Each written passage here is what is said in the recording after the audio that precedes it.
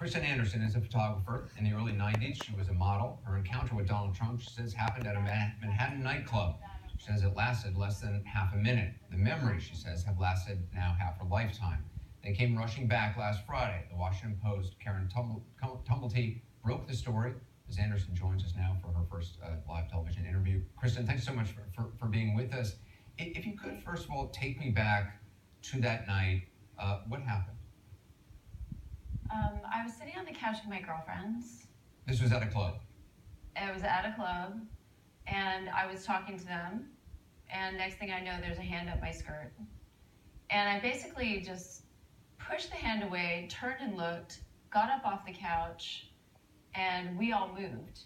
It was very packed. There were people everywhere, as it was then. And, you know, I recognized the eyebrows right away, and I turned to my girlfriends, and I was like, look at this dude. And they're like, oh, that's Donald Trump. I'm like, oh, yeah, that's Donald Trump, the eyebrows. And I was like, you know, he just stuck his hand up my skirt. Ew. And then we just sort of went off the rest of our night. We moved, and that was that. Did he say anything to you before or after that, or during? No. Had you seen that you were sitting next to Donald Trump? I did not see that I was sitting next to him. I wasn't aware of that. I was talking to somebody here. And if you've ever been to a nightclub, that's a hot one. You know, you could be sitting next to people that you don't know. It's very easy. Do you remember what club it was?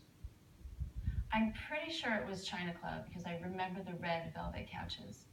And you know, one of the things Donald Trump has said today is that he rarely went out alone, that he wouldn't have been sitting alone. Was he sitting alone? Was he sitting with other people? Do you know? Well, the place was very packed and very crowded, so that he was alone, I doubt it. I didn't see who he was with, but there were people everywhere. I mean, he could have been sitting there alone in the midst of a crowd. I don't know. That, you know, he was sitting next to me. Did you say anything to Donald Trump when he did this? I didn't. I just got up and sort of made very quick eye contact and just moved. When you made eye contact, did he acknowledge you at all, or I mean, no, just sort of a quick glance. It was sort of like a nothing really. It was very nothing. Did your friends see what happened, or did you talk to them about what happened? Well, right then I did.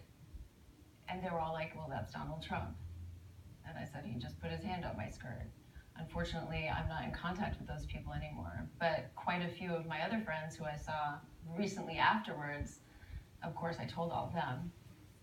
And at the time, you know, we had a conversation about it. At the time, what did you think about it? I mean, it's a startling. I mean, that's a startling thing to have happen. Yeah, I don't know, to be honest. It was one of those things that happened really quickly, and I pushed him off and moved away. And I sort of didn't really ponder on it that long. And I didn't tell anybody. I've seen a few people like, oh, well, you should have said something. Well, yeah, say what? To who? Like, do you feel if you had said something to, you know, the club management or security or something like that, did you think about that at all? I've thought about it now. Could I have said something? Maybe, but, you know, who am I going to tell? So I go to the club manager and I say, Donald Trump put his hand up my skirt. And they'll be like, yeah. And they'll go to him and say, did you do this? And he'll say no. And then where do we go from there? It's kind of like where we are now. So it's, you know, he's saying no, and there are a ton of women saying yes, and more will come out, because if it was that nonchalant, there's no way he didn't do it to many other people. At the time, did you consider it sexual assault? No. I didn't think of it that way, no. But assault in my mind meant something else. You know, hitting is assault. And I was very unaware with unaware of, mental abuse, manipulation, bullying. I mean, that is just straight up bullying. And maybe not exactly what happened to me, but certainly what happened to some of these other girls who didn't get up and leave very quickly. I'm wondering, 1 week ago, when the Access Hollywood tape came out with Donald Trump and with Billy Bush on the bus and the comments, was it, I'm wondering what you thought or felt when you heard that, when you saw that? Well, a girlfriend of mine told me about it. Actually, I don't really keep up with the news, and I don't really keep up with politics, so she was like, Kristen, you have to watch this video. You can't believe it, because this happened to you. And so I watched the video, and I was like, wow, it's horrifying. It's horrifying. And I really felt for the girl walking into it. Like when he comes off the bus and she walks right up, she walks right into it, had no idea what he was just saying. And that's... I actually want to play that just for our viewers so they know specifically what you're referencing. Let's watch that. Hello, how are you? Hi. How are Nice seeing you. Pleasure to Terrific. meet you. Terrific. You know Billy Bush? How are you? Nice to see you. How you doing, Ariane? Doing very well, thank you. Are you ready to be a soap star? We're ready. Let's go. Make me a soap star. Have a little hug for the duckling. Just got up the Would you like bus. to be Okay, darling? absolutely. A Melania little said hug for this the was bushy. I okay. just So it was that moment in particular.